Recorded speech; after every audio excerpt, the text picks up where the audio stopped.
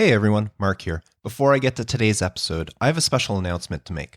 I will be in Orlando, Florida on Sunday, August 11th, 2019, and I would love to have dinner with you.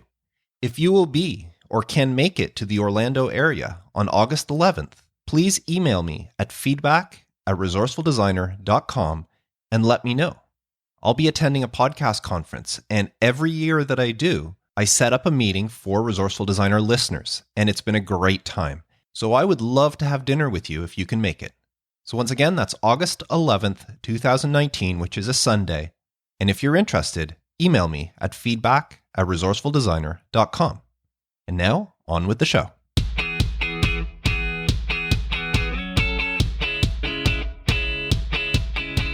Resourceful Designer, episode 174, Targeting a Niche. School Branding with Craig Burton.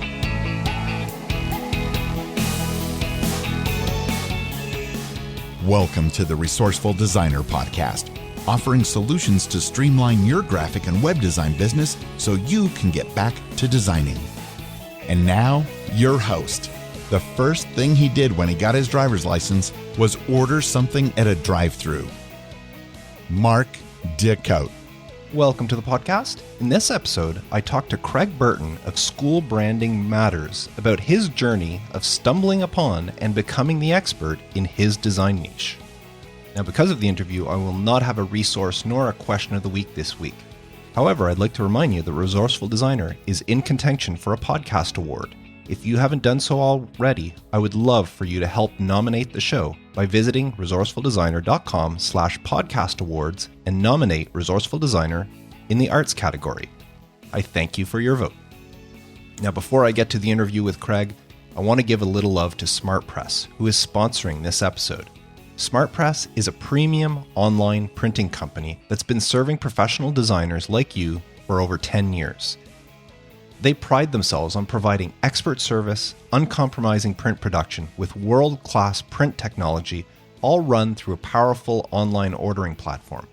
You can get instant pricing with their advanced online estimating tools, or you can talk directly with SmartPress's friendly print expert for a personal consultation, which is especially useful on complex projects.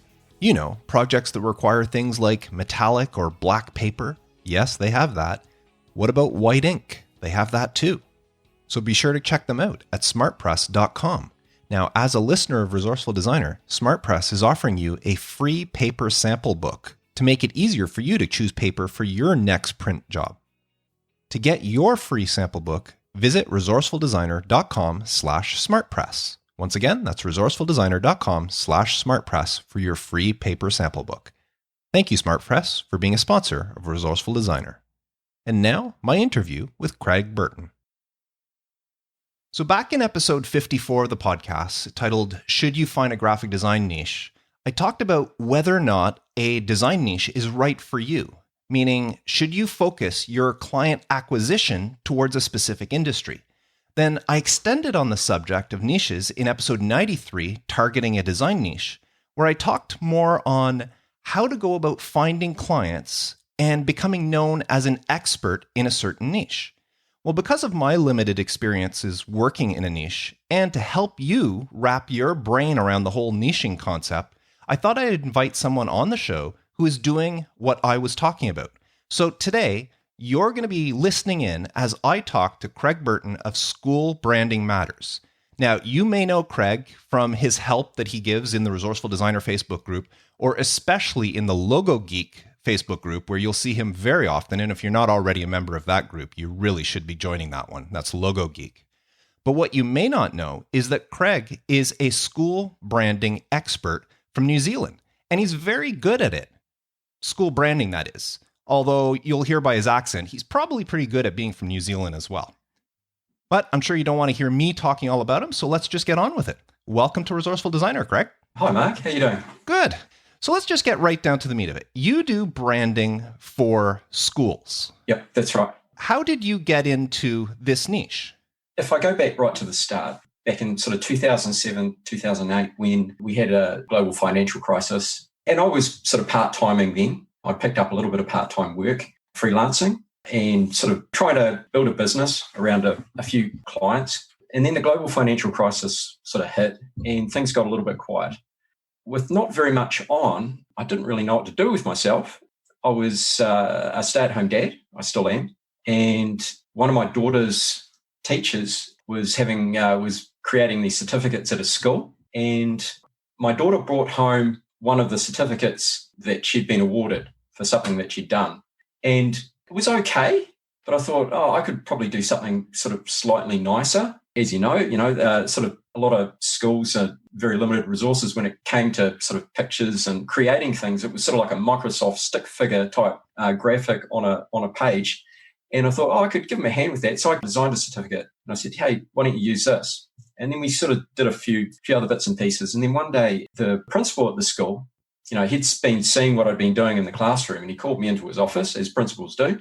And he said, hey, Craig, I've just been seeing what you've been doing. And I just wondered, we've been on this journey sort of looking at our brand, looking at our image, looking at our curriculum.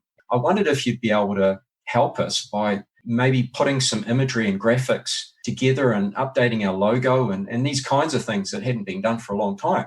And I said, sure. I didn't have very much on at the time. So I sort of started working on bits and pieces for him. And after sort of 8, 9, 10 months of helping our school, I sort of got to the end of it and I thought, gee, there's quite a bit of work that we've done over the last sort of 10 months. And I really liked it. I really enjoyed the interaction with the principal and how we sort of got to these solutions. And so I went to the principal and I said, hey, look, I really enjoyed this. And I'm thinking of maybe sort of doing a bit more of it. And I wondered if I could use this as a case study to show other schools what we've been looking at. And he said, sure. And so I created this case study and started sort of promoting it to other schools. And that's kind of how it sort of started. And when you did start showing that case study, was it hard to sell another school on it? Yeah, so I've been in graphic design since the early 90s. And when you're sort of starting out in your own business, you're not really sure of what to do. You're not really sure of what avenues to sort of pursue to kind of generate interest in business. And so when I started promoting it, I tried different things. I created a physical booklet document showing it. And I physically went around to schools cold calling. That wasn't very successful, I'd have to say.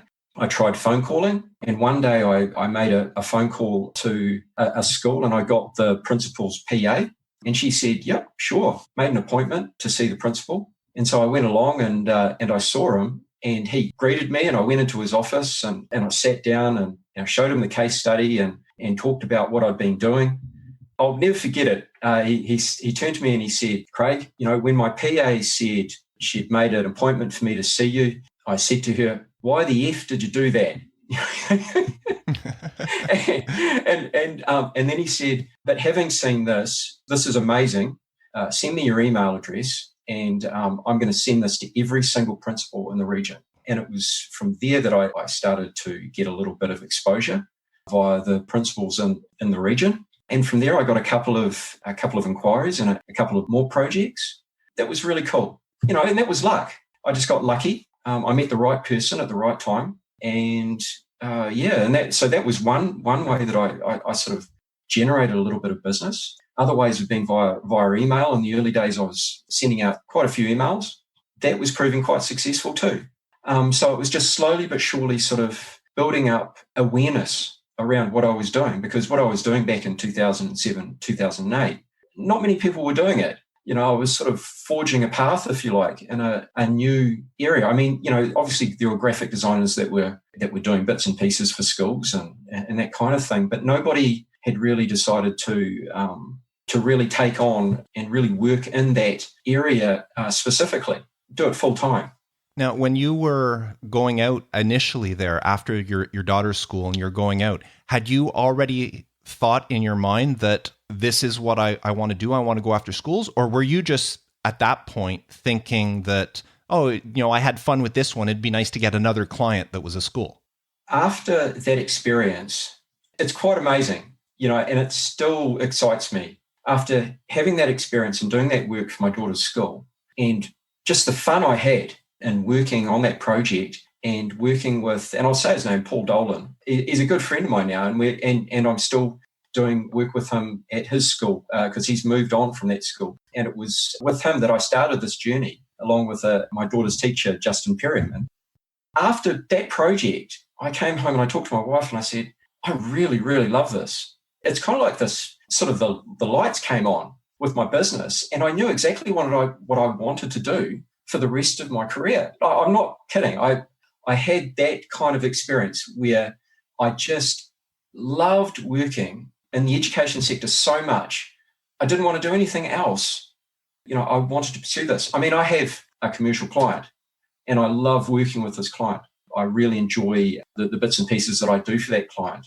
But as a result of the global financial crisis, it kind of woke me up to the fact that, I need to broaden. I need to find something that's going to be self-sustaining and I can generate a business out of. And I kind of lucked into it, like through my kids. And I fell in love with the niche. And I fell in love with the sector. And when I first met Paul, the principal that I began this journey with, I grabbed a document. It's called the New Zealand Curriculum. And I read it and I looked at it and I thought, gee, this New Zealand curriculum that had been redesigned back in 2007, previously it had been sort of 1992 or something, so it had been a really old document. And just as I was entering into this market and doing this work for it, this New Zealand curriculum, this brand new New Zealand curriculum document came out. And it was describing, how schools should practice, the types of things they should be thinking about. And it was kind of paralleling what we do in the commercial world when we look at clients in business and how they should be branding themselves and looking at their identity and diving deeper and looking at their culture and their values and their vision and their mission.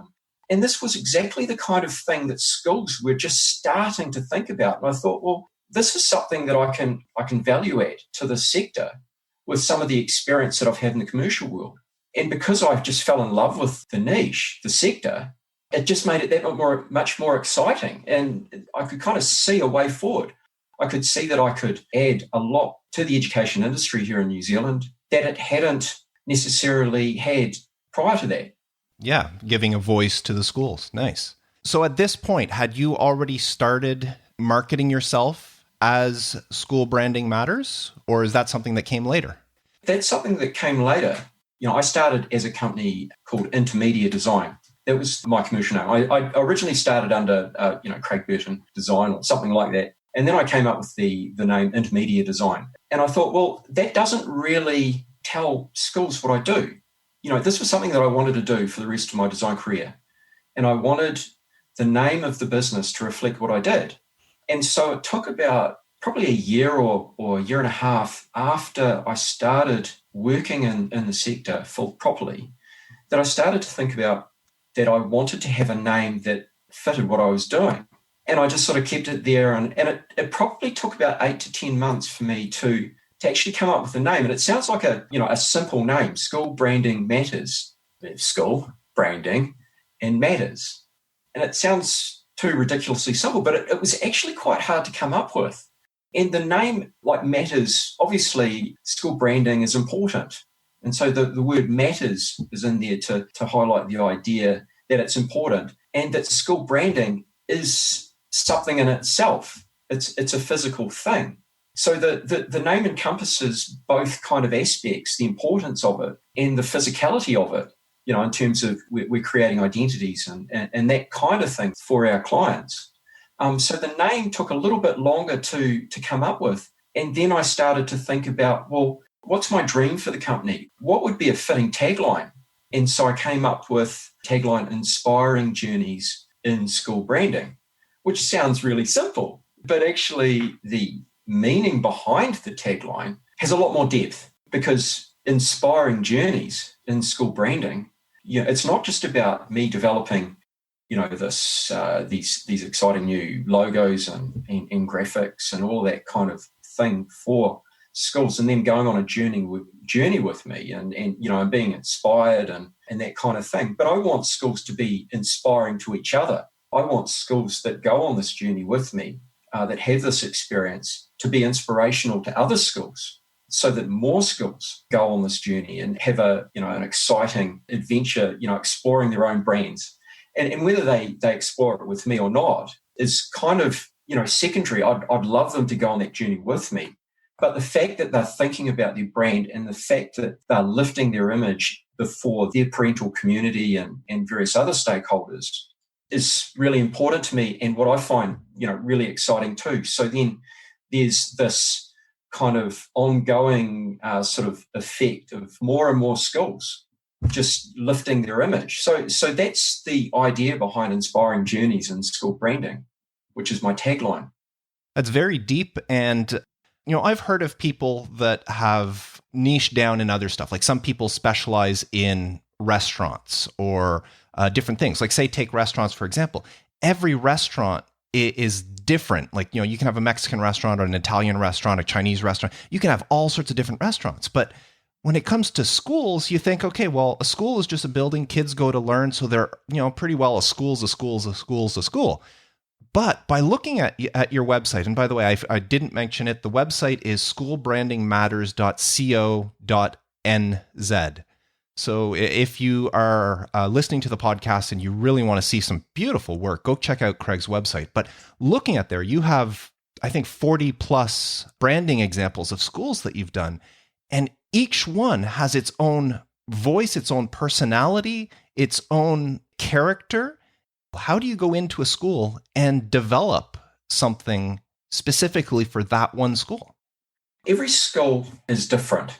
When I go into schools, most of the time, they've already got an established set of values underpinning the things that they do in the school.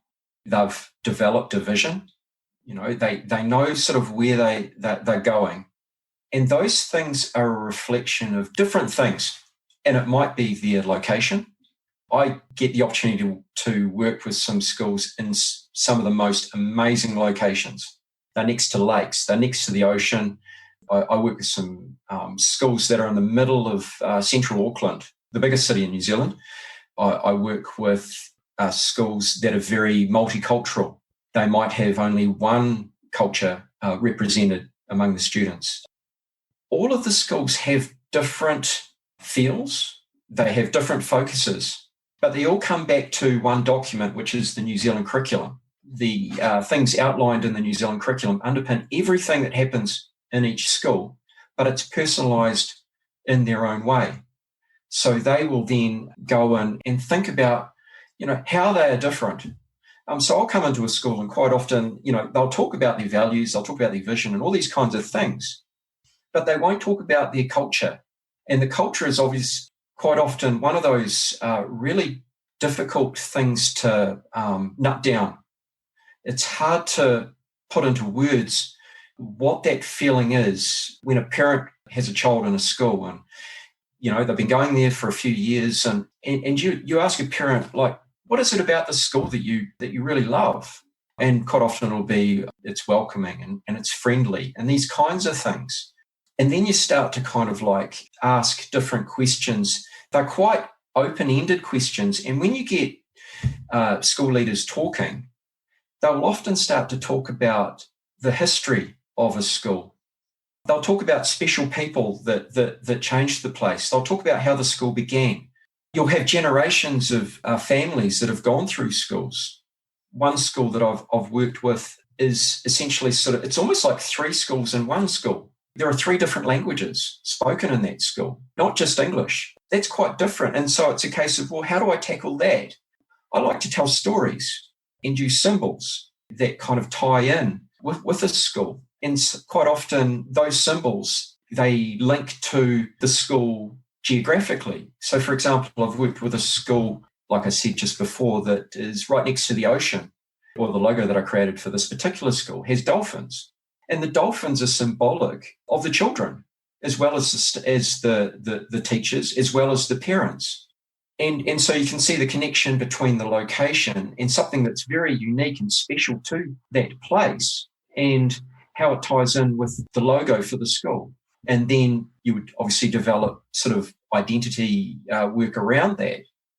Do you ever run into a problem, like after doing so many schools, maybe thinking of going down a certain path, but then you think, oh, I've already done something similar for another school, Or maybe it's too close to another idea or something like that. You ever run into that problem? I do.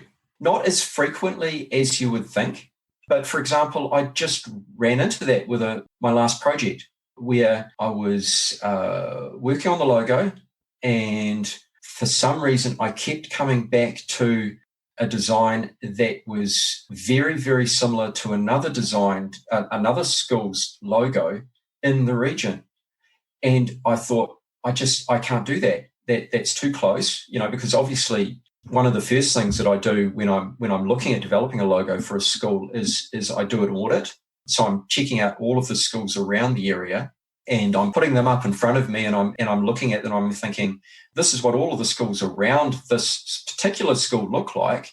How is this one going to be different? So I need to make sure that it's not going to look like any of those other schools, and so that's important. But so yeah, I do come across that, but it's not as much of a problem as you would think it is.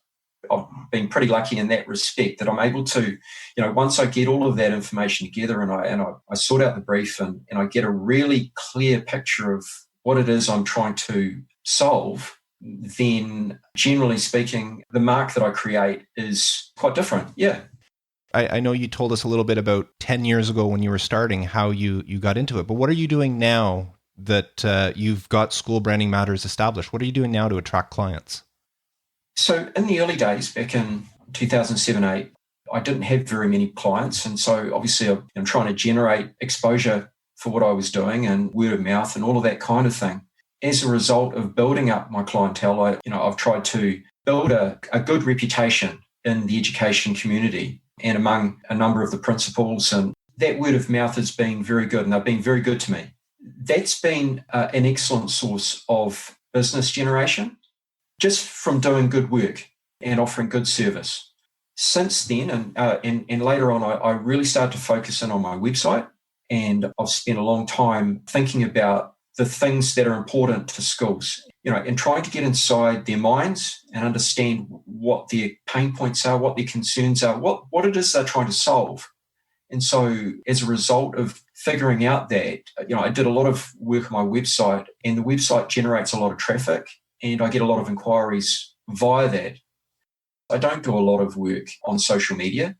I post a little bit now and then, but I post stuff that I think is important to my school community and what I think they might find of interest, they might find helpful in terms of what it is they're trying to solve at any particular time.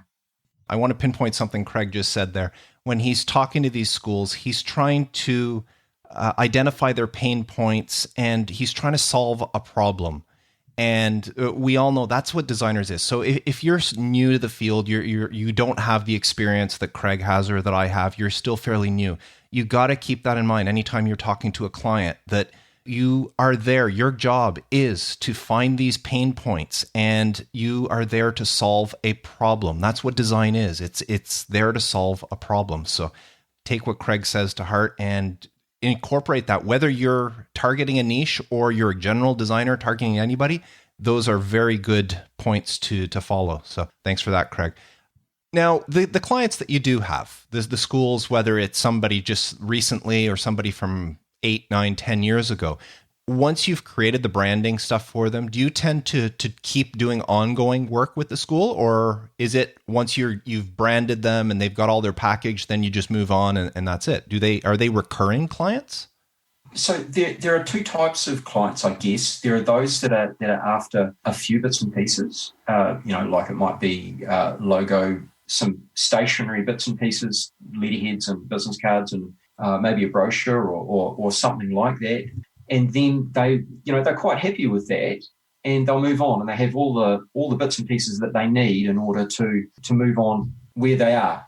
And then I have some clients that are recurring. They come back and they keep coming back. I've had some clients for probably 6-7 years. And so it's just a case of they will come back and say, well, look, we're ready to explore this aspect of our branding. It might be something in the form of some sort of brochure work, or it might be something in the form of some signage or what have you. They now have the budget to be able to work on that, because quite often I'll get principal ring me up and they'll go, oh, hi, Craig. I'm really interested in what you do. Can you tell me a little bit more about it and everything? And after I start talking to them, and I try to keep it as simple as possible, because a lot of leaders want everything at once. And unfortunately, with the costs involved, quite often they're unable to. I call it a journey, because a school will start with something small, and then they'll build on that, and then they'll build on that, and they'll keep building up, these bits and pieces with their image. And then over the course of 5 or 6 years, they'll look back and go, well, we've got all of this stuff. And, and it does take time. It takes a number of years to generate a really, really powerful brand image, presence around your school, out in the community, because just something is like a new logo, there needs to be recognition occur. So you design that, and then that needs to go out, and the community needs to become familiar with what this new school is. And the more things that go out over the years, the more familiar they'll become with the new school and its branding. And so when they just see it, they'll go, oh, that's that school. But it takes time. And coming back to your question, yes, there are a number of schools that go on this journey for a number of years. Then there are some schools that they just want this, and then they'll move on. I want to get to kind of like the pros and cons of working in a specific niche, in your case, schools. So compared to other designers that are working just more general, the fact that you are focused on a specific industry of schools, what would you say are the pros of doing that? In terms of niching, I believe that a generalist, still has to niche to a certain extent. They still have to understand within their sort of generalist viewpoint the ins and outs, of the industries they're working in. So the more experience they get in different industries, whether it's a restaurant, a supermarket chain, or a retail, a clothing store, there are different aspects of those industries that you need to understand in order to really get ahead as a designer in those areas. The pros of working in a niche, you're working in that area all the time. You're becoming really, really familiar with the language. So you're starting to talk the way that, for example, I understand what school leaders are talking about when they talk to me in their language. There is a language, we talk about pedagogy and we talk about school curriculums, and we talk about these kinds of things using these kinds of words. The pros are that you start to understand the language. You also start to understand that there's more to it than meets the eye.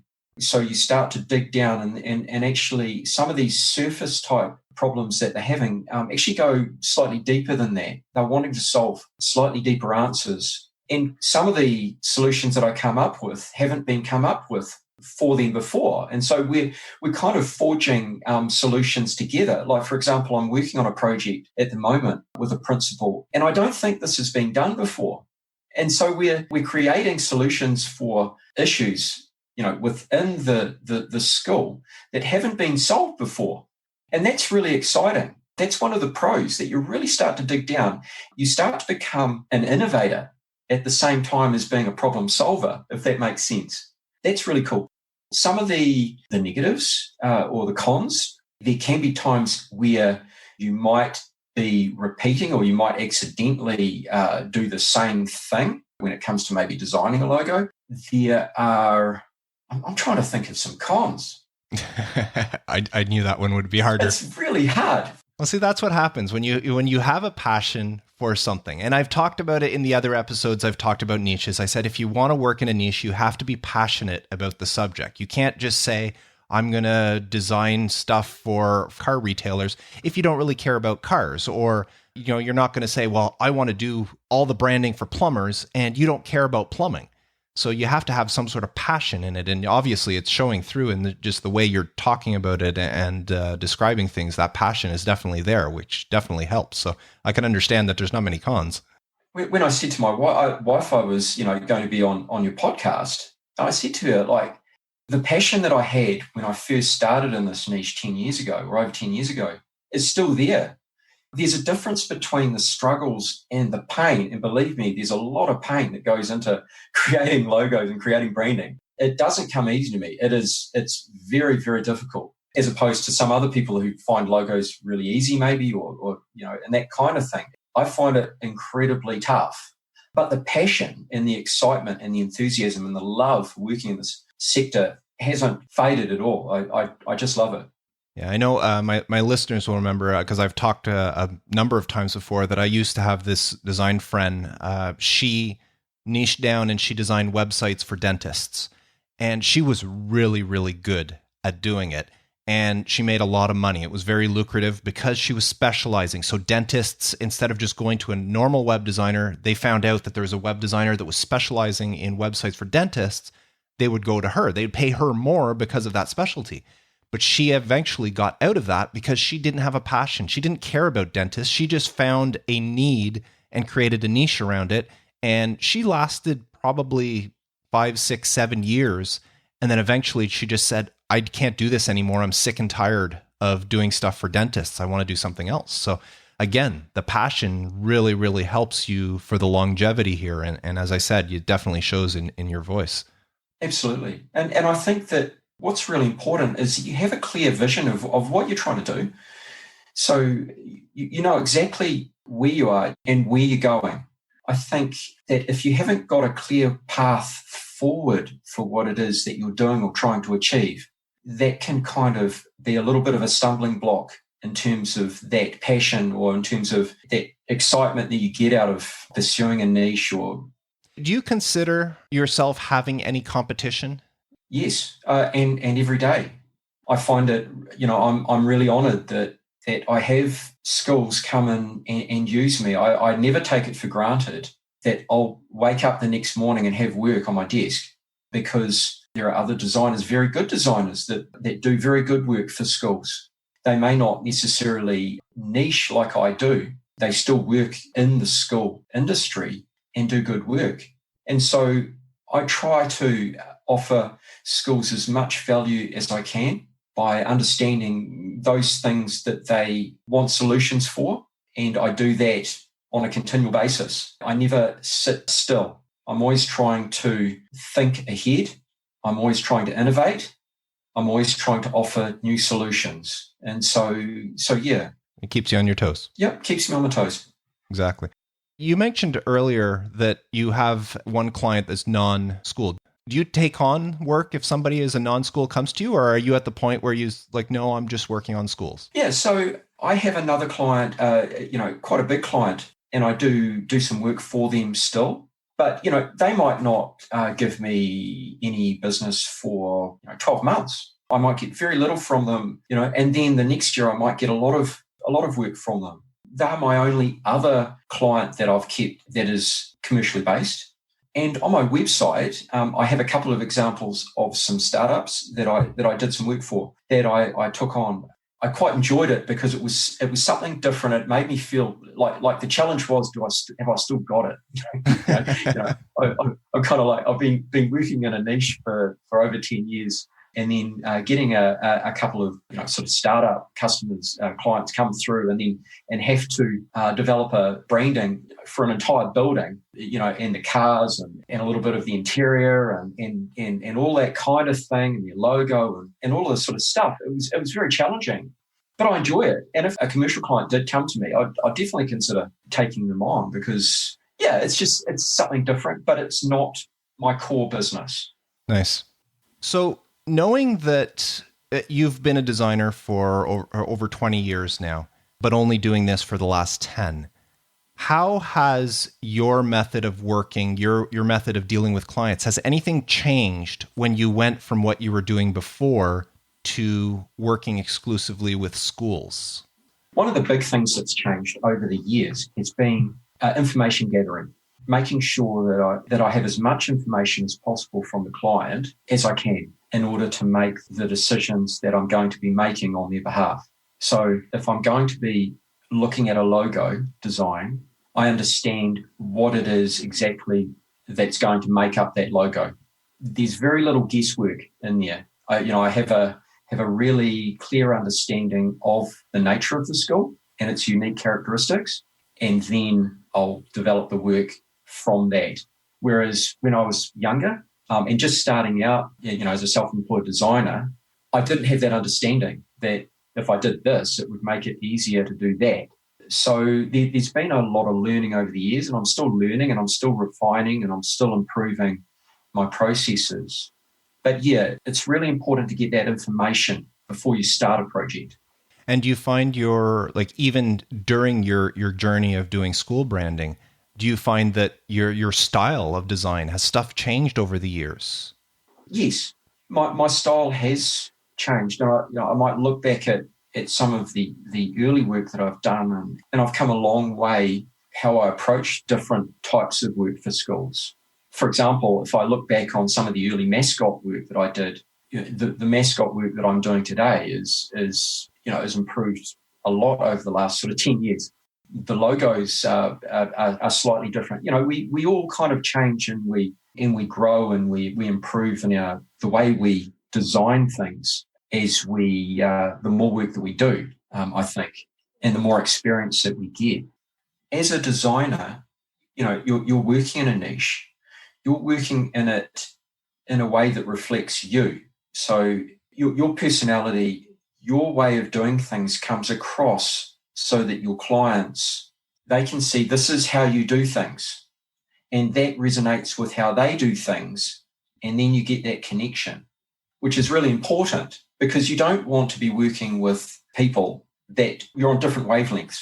So it's really important that you work within your style. Or, we actually, that's an interesting area because we have a lot of discussion about style and, whether you need to have all of these different styles.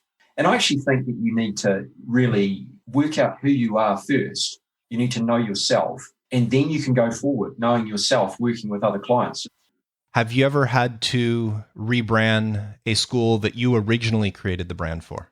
Yeah, the school has changed names. I designed a logo and a mascot and lots and lots of sort of signage work around the school. And the school got a new name and developed a new curriculum, a philosophy around its, how they approached learning.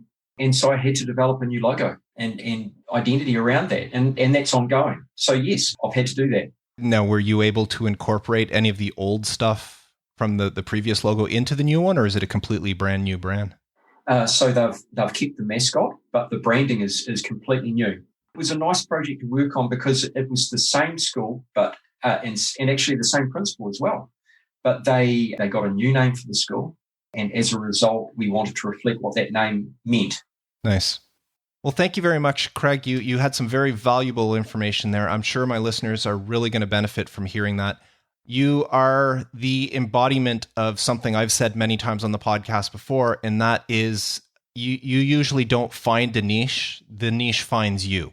And that sounds exactly like what your journey was. You didn't go into this searching saying, I want to be a designer for schools. It was it evolved into that, and then you found that passion. So that's wonderful. And that's what I'm hoping for my listeners. Anybody who is looking for a niche, that they have that passion, that they have that same journey and get introduced, and for them to understand that you can't just one day say, hey, I want to be a designer for this, or, well, technically I suppose you can, but without that passion and without the progression over time, it just won't be the same for them. So thank you very much for sharing your journey with us. I do appreciate it. I will remind everybody, go check out Craig's website. Again, it's schoolbrandingmatters.co.nz.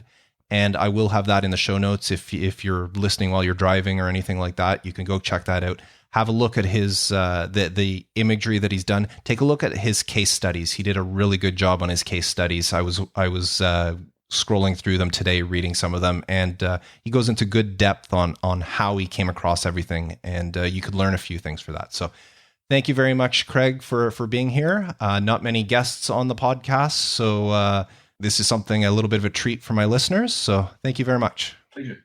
Well, I hope you enjoyed that interview with Craig and that you got a lot of value from it, and that it got you thinking about what it means to niche down as a designer. Now, there are plenty of industries and areas that are prime and looking for someone to become an expert designer in. Why not you?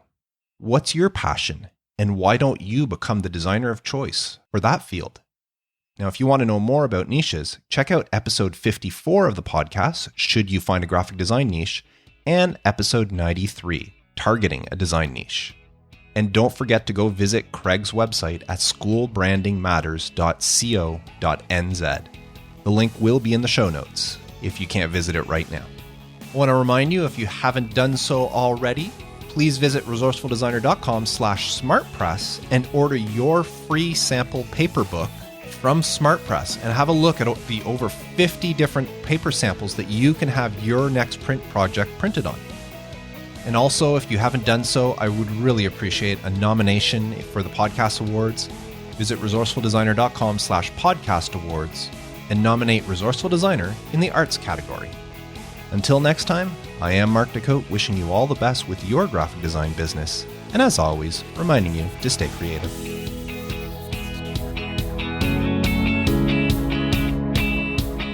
Thanks for listening to the Resourceful Designer Podcast at resourcefuldesigner.com.